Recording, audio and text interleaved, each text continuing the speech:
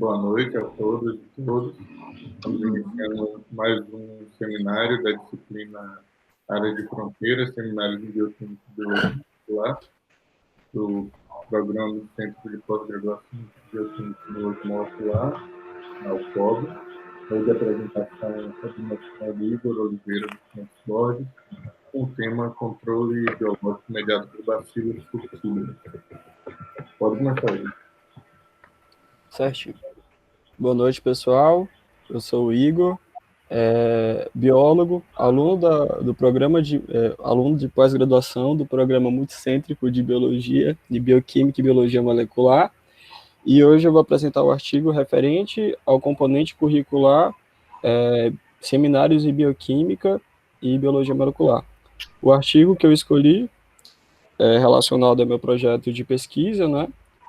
E tendo o título de Controle Biológico Mediado por Bacilos subtilis. Já antecipo o que será abordado pela pesquisa, né, no artigo, que é sobre o controle biológico, utilizando o micro-organismo Bacillus subtilis, com a visão como bactéria antagonista, né? Aí aqui a gente tem os autores do artigo, Roberto Filho, Henrique Ferro e Renata Pinho. Aqui no sumário, a gente tem a estruturação do artigo, né? Ele está dividido em introdução, ecologia do Bacillus subtilis, Bacillus subtilis como agente de biocontrole, resistência sistêmica induzida, síntese de metabólitos, promoção de crescimento de plantas e produtos comerciais. Ok? Já na introdução, o artigo começa abordando um pouco sobre o controle biológico utilizando os micro-organismos, né?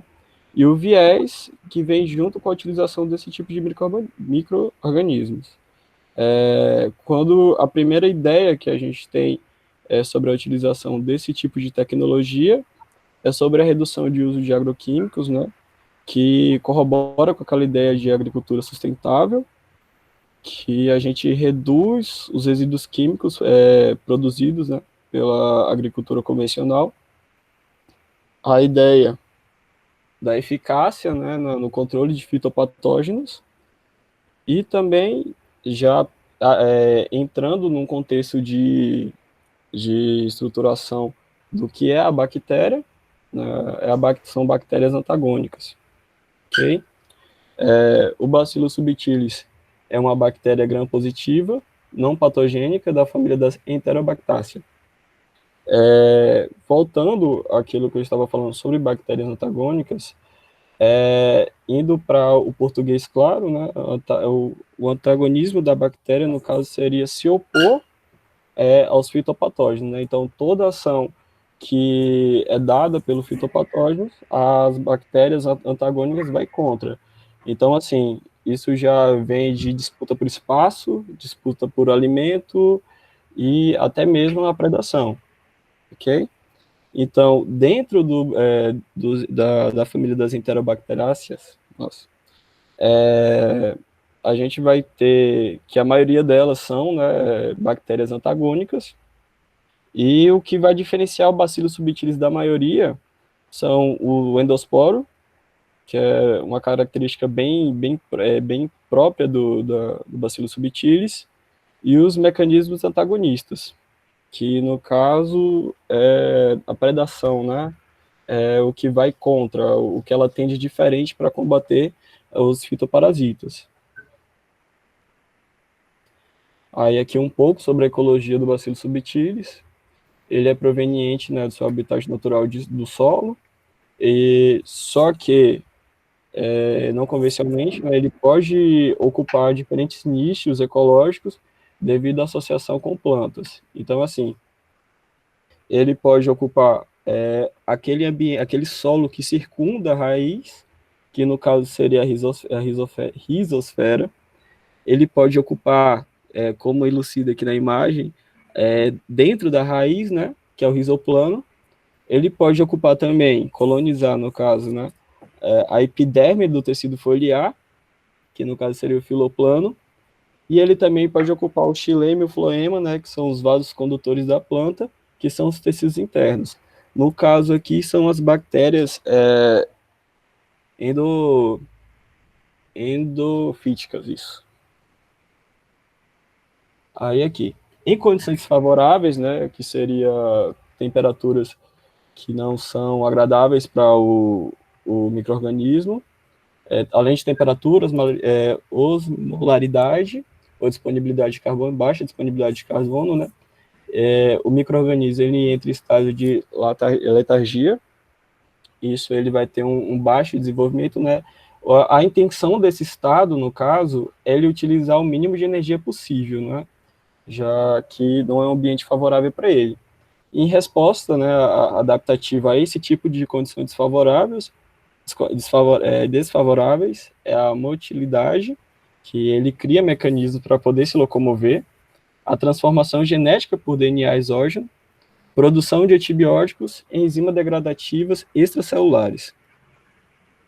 Aí aqui, em outra situação, com a escassez de nutrientes, né, lembrando daquele diferencial que o Bacillus thuringiensis tem dentro da família dele, que é a formação de endosporo, e a falta de nutrientes, né, esses estímulos externos, vai fazer paralisar o crescimento, né, populacional, aí começar a divisão celular para a formação do endosporo, certo? Aqui aqui no slide, né, a gente tem uma imagem que ela explica bem como funciona o ciclo de vida até a formação do endosporo pelo Bacillus subtilis. Lembrando que esse endosporo, ele configura uma vantagem ao gênero, né, do Bacillus subtilis, ao Bacillus subtilis, na verdade, que é poder propagar, né, a população, mesmo em ambientes adversos. Então, assim, ele pode ficar nesse estado por um bom tempo até ele achar que um ambiente é favorável para o início da ciclagem. Então, aqui, nesse primeiro momento aqui, nesse número 1, a gente tem a bactéria, ela no seu estado normal. No 2, a gente tem a condensação do DNA, né, e o alinhamento do material genético. No 3, a gente tem a invaginação e a iniciação da formação do pré-endosporo. Nesse exemplo 4 aqui, a gente tem já a formação do endosporo, do pré-endosporo, na verdade. No 5, a gente tem o engolfamento, né? E esse engolfamento vai gerar uma segunda membrana nesse pré-endosporo. No 6, a gente vai ter o pré-endosporo já com essas duas membranas e o início da degradação do DNA. No 7, a gente já tem um endosporo que ele vai ser, ele vai adquirir, né, essa camada proteica para manutenção e suporte, né, para ele ficar mais como resistente, né, à diversidade. No segundo, a gente vai adquirir outra camada ao endosporo, que é a exoporina. Na 9, a gente já tem um endosporo maduro. Na 10, a gente tem o início da degradação da bactéria, né, pelas enzimas líticas. E nesse momento aqui, a gente já tem um endosporo totalmente formado. Aí aqui a gente tem o Bacillus subtilis como agente de biocontrole, né? E o artigo, ele exalta o alto potencial comercial que o Bacillus subtilis tem, né? Na verdade, na época, não se tinha muitos estudos, é um artigo de 2010, né? Mas ele já viu o Bacillus subtilis como um potencial comercial, um potencial produto, né, para a área agrícola. Dentro disso, eles enxergam o aumento da produtividade, né, o aumento da produtividade dentro da área agrícola é de extrema importância, pois, como o pessoal diz, se faz o produto se pagar, né, o aumento de sacas, né, na produtividade. Aí aqui a gente tem a exemplificação da promoção e do crescimento do biocontrole, e dentro do biocontrole a gente vai ter dois tipos de antagonismo, né? O direto, que é contra fitopatógenos, que é a ação de antibiose, né, que é que são substâncias extracelulares que são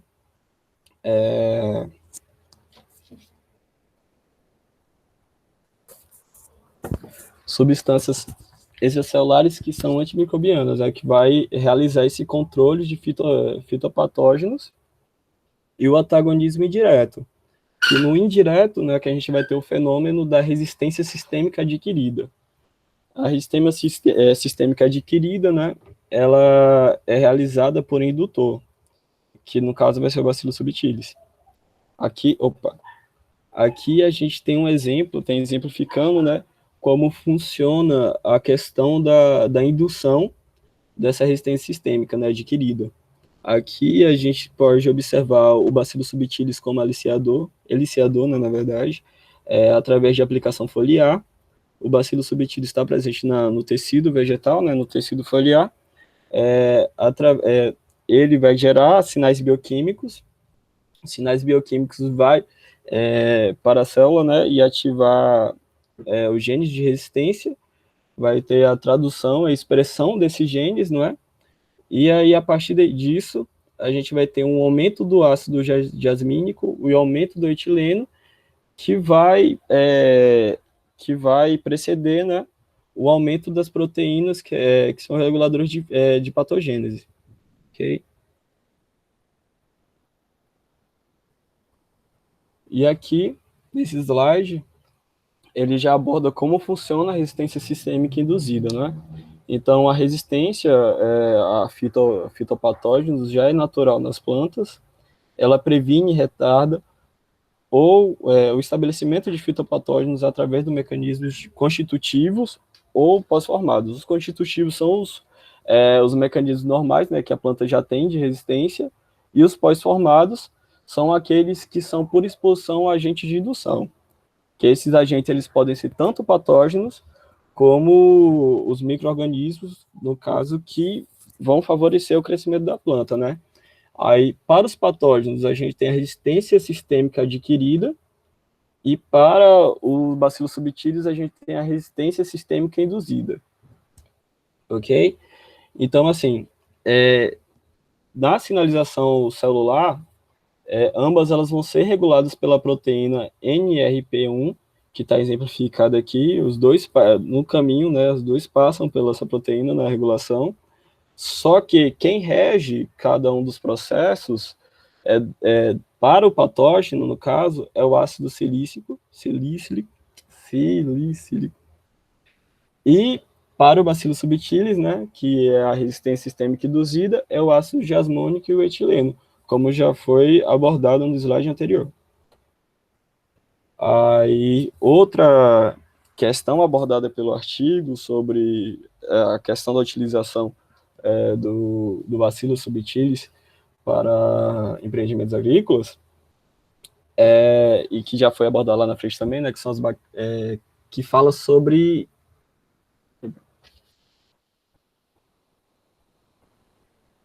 a síntese de metabólitos. Aí as bactérias antagônicas, elas geralmente atuam por antibiose. Essa antibiose vai configurar um amplo aspecto de ação, não é? E dentro desse aspecto de ação, a gente tem desde a inibição de fungos até a produção de substâncias tóxicas mais efetivas, né? Então, os metabólitos antifúngicos são produzidos. Dentro dele, a gente tem os lipopeptídeos. E dentro dos lipopeptídeos, a gente tem as famílias da sulfactina, iturina e fenchicinina. Uma informação interessante que o artigo aborda é que a sulfactina, por si só, ela não tem um efeito tão efetivo como um fungicida, né? um metabólito antifúngico. Ela geralmente atua em, vamos supor, dar um exemplo, em coprodução com outro lipopeptídeo, que no caso é a iturina. E esses dois últimos aqui, eles são extremamente fortes quando nos referimos ao controle biológico de fungos. E aqui na promoção de crescimento em plantas, né, o artigo ele aborda a questão dos benefícios. Então, a gente tem um aumento da fixação de nitrogênio, a solubilização de nitrogênios, nutrientes, a síntese de fito-hormônios, melhorias das condições do solo, aumento fisiológico de metabólitos que desencadeia a sensibilidade radicular, regulação hormonal, que está envolvida com a síntese, né, de auxina e gibberelina, que são hormônios de crescimento na planta, e uma rápida germinação.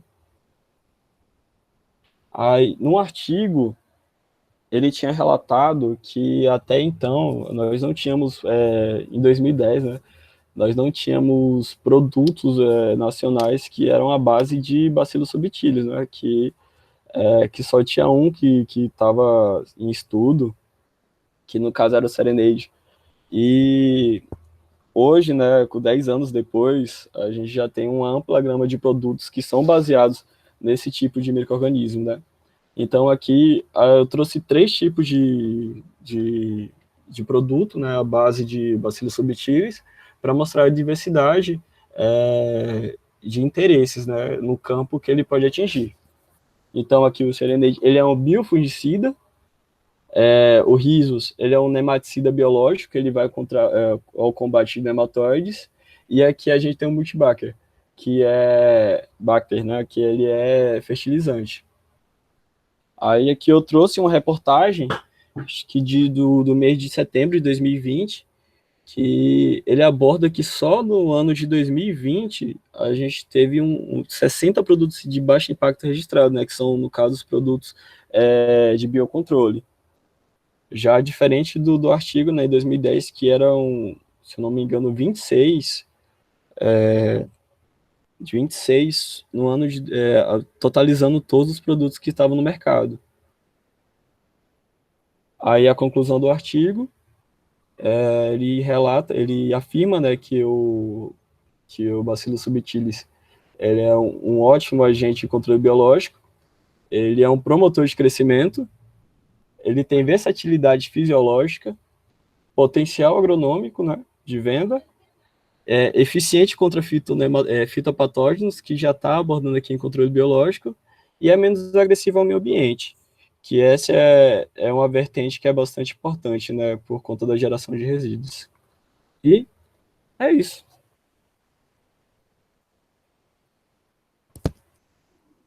Parabéns, Igor, obrigado pela sua apresentação. A gente vai encerrar aqui a gravação. Eu dar sequência aqui nas nossas atividades avaliativas, tá? Vai encerrar. Certo.